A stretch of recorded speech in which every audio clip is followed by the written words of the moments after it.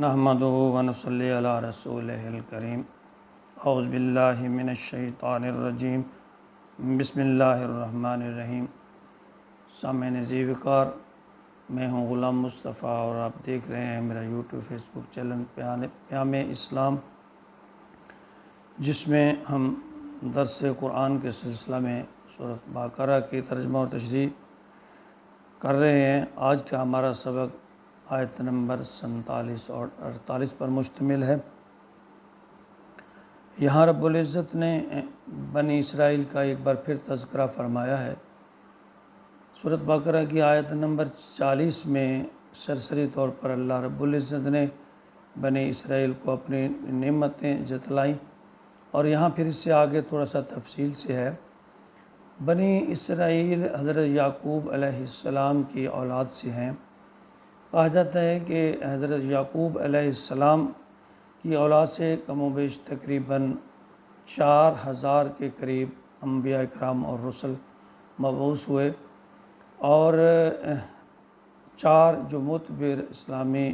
کتب سماویہ ہیں، ان میں 3 تورات، انجیل اور زبور بنی اسرائیل پر ہی نازل ہوئیں۔ تو اس لحاظ سے اللہ تعالیٰ نے بنی اسرائیل کو یہ احسان جتلاتے ہوئے یہ فرمایا ہے، اور یہ جو پیغام بنی اسرائیل کے لیے ہے، یہ دراصل امت مسلمہ کے لیے ہے۔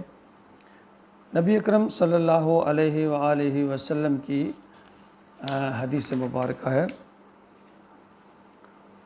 سنن ترمذی کی حدیث ہے، جسے عبداللہ بن عمر روایت فرماتے ہیں کہ حضور اکرم صلی اللہ علیہ وآلہ وسلم نے ارشاد فرمایا، میری امت پر بھی وہ حالات وارد ہو کر رہیں گے جو بنی اسرائیل پر آئے تھے، بالکل ایسے ہی جیسے ایک جوتی دوسری جوتی کے مشابہ ہوتی ہے۔ اور اسی طرح بخاری شریف کی ایک حدیث ہے، جسے ابو سعید خدری رضی اللہ تعالیٰ عنہ روایت فرماتے ہیں کہ نبی اکرم صلی اللہ علیہ وآلہ وسلم نے فرمایا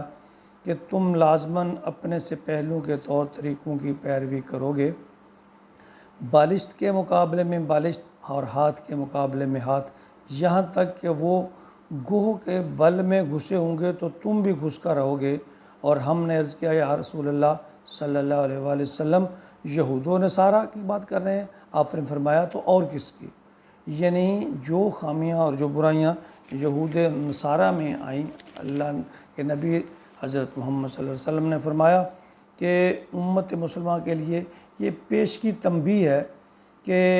جب بھی مسلمان امت بگڑتی ہے تو اس میں یہ خرابیاں پیدا ہو جاتی ہیں، تو لہٰذا ہمیں بھی اس میں سبق ہے۔ تو فرمایا، اعوذ باللہ من الشیطان الرجیم، یا بنی اسرائیل اذکروا نعمتی التی انعمت علیکم وانی فضلتکم علی العالمین واتقوا یوما لا تجزی نفس عن نفس شیئا ولا يقبل منها شفاعة ولا يؤخذ منها عدل ولا هم ينصرون۔ اللہ رب العزت نے آیت نمبر 47 اور 48 میں ارشاد فرمایا، یا بنی اسرائیل، اے بنی اسرائیل، اذکروا، یاد کرو، نعمتی، میری نعمتوں کو، التی انعمت علیکم، جو میں نے تمہارے اوپر کی ہیں۔ تمہاری قوم سے میں نے اتنے انبیاء جو ہے مبعوث فرمائے، اور پھر تمہیں آسمانی کتب دی، اپنے احکامات سے نوازا، تو فرمایا وَأَنِّي فَضَّلْتُكُمْ عَلَى الْعَالَمِينَ، میں نے تمہیں جہان بھر کے لوگوں پر فضیلت دی ہے۔ پھر آگے فرمایا وَاتَّقُوا، ڈر جاؤ، یوماً، اس دن سے، لا تجزی نفس عن نفس شیئا، کوئی انسان کسی انسان کے ذرا برابر بھی کام نہیں آ سکے گا، ولا يقبل منها شفاعہ، اور نہ ہی کسی کی سفارش قبول کی جائے گی، ولا يؤخذ منها عدل، اور نہ ہی کسی کے بارے میں کوئی فدیہ وغیرہ قبول کیا جائے گا، ولا هم ينصرون، اور کوئی مدد نہیں کی جائے گی اس دن، یعنی اپنے اعمال کام آئیں گے۔ تو یہاں جو ہے اہل عرب کا تذکرہ ہے، وہ یہ سمجھتے تھے، انہوں نے فرشتوں کو اللہ کے بیٹے اور بیٹیاں بنا رکھا تھا، خاص طور پہ وہ بیٹیاں کہا کرتے تھے، لات، منزا وغیرہ جو ہے، وہ بت تھے، وہ انہیں پوجتے تھے اور عقیدہ ان کا یہ تھا کہ یہ اللہ کی لاڈلی بیٹیاں ہیں اور قیامت کے دن یہ ابا جان سے چھڑا لیں گے، نعوذ باللہ، ہماری شفاعت کریں گے۔ تو ہمارے ہاں بھی شفاعت باطلہ کا ایک تصور پایا جاتا ہے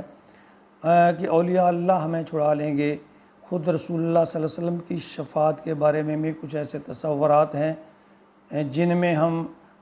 کچھ غلف سے کام لیتے ہیں، تو اس کا ذکر تو آگے آئے گا۔ یہاں ان دو آیات مبارکہ جو خلاصہ ہے کہ کہا تو بنی اسرائیل سے جا رہا ہے، لیکن بالواسطہ طور پر امت مسلمہ کے لیے یہ سبق ہے